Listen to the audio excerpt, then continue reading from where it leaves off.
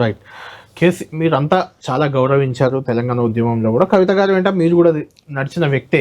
ఇప్పుడు కవిత గారు బయటకు వచ్చి రేపు ఒక పార్టీ పెట్టబోతున్నారు. ఖచ్చితంగా మీరు రియాక్ట్ కావాలి ఈ అంశంలో. ఎందుకంటే నిన్నటి వరకు ఆమె మీ అధినేత కూతురు, కానీ ఇప్పుడు ఆమె కూడా ఒక పార్టీ అధ్యక్షురాలు, కాబోయే సీఎం అని చెప్తున్నారు. ఆమె నేను సీఎం అవుతాను నెక్స్ట్, మహిళా ముఖ్యమంత్రిగా అంటున్నారు. ఇప్పుడు మిగిలిన బీజేపీ కాంగ్రెస్ కంటే కూడా కవిత గారి వ్యాఖ్యలు, కవిత గారి పార్టీయే మీకు థ్రెట్గా మారిందంటే ఏం చెప్తారు?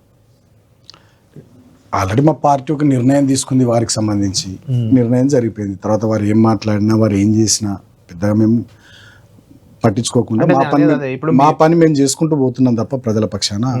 సో వారు ఏం మాట్లాడినా కూడా మేము పెద్దగా రియాక్ట్ కావట్లేదు. మా పని మేము చేసుకుంటూ ముందుకు పోతున్నాం. మీ వ్యాఖ్యలు మీరు చెప్తున్న దాన్ని బట్టి చూస్తే రేవంత్ రెడ్డి గారు, ఈవెన్ నరేంద్ర మోడీ గారు, లేదంటే ఇంకెవరో నాయకులు అపోజిషన్ వాళ్ళు మాట్లాడితే చెలరేగిపోయే బాల్కసుమన్ లాంటి వాళ్ళే కవిత గారి మీద రియాక్ట్ అవ్వడానికి ఇంత భయపడుతుంటే మిగిలిన లీడర్లు ఎలా రియాక్ట్ అవుతారు?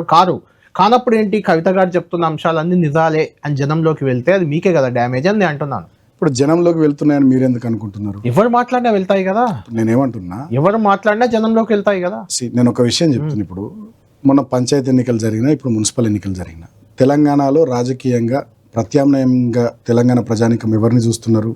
బీఆర్ఎస్ పార్టీని చూస్తున్నారు అని మీరు అనుకుంటున్నారు. నన్నే చూస్తున్నారు అని కవిత గారు చెప్తున్నారు. రిజల్ట్స్ ఉన్నాయి కదండి. కళ్యాణ్ గారు పోటీ చేయలే కదా, పార్టీ రాబోతుంది కదా. వారు పోటీ చేసినప్పుడు రాజకీయ పార్టీలు ఎవరైనా పెట్టుకోవచ్చు, ఎవరైనా పోటీలు చేసుకోవచ్చు. పోటీలు చేసుకున్నప్పుడు ప్రజలు నిర్ణయిస్తారు. నేనేమంటున్నా, ఇవాళ కాంగ్రెస్ పార్టీకి ఆల్టర్నేటివ్గా తెలంగాణ ప్రజలు మమ్మల్ని చూస్తున్నారు. సో మాకు రిజల్ట్స్ అట్లా కనబడతా ఉన్నాయి, పంచాయతీ ఎన్నికలు కానీ మున్సిపల్ ఎన్నికలు కానీ. కాబట్టి మేమే ఆల్టర్నేటివ్, రేపు గవర్నమెంట్లోకి రాబోయేదే మేము. అటువంటి పరిస్థితుల్లో ప్రతి అంశానికి కూడా రియాక్ట్ కావడం ఎందుకు? అంటే ఆమె వ్యాఖ్యలు కానీ, ఆమె పార్టీ కానీ ఎలాంటి ప్రభావం చూపాలంటారు మీ పైన, రాష్ట్ర రాజకీయాలపై కూడా?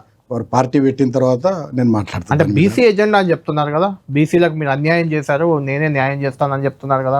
సరే, బీసీలకు మేము న్యాయం చేసినామా, అన్యాయం చేసినామా? కాంగ్రెస్ న్యాయం చేసింది, అన్యాయం చేసింది వాళ్ళు ప్రజల ముందర ఉంది కదా.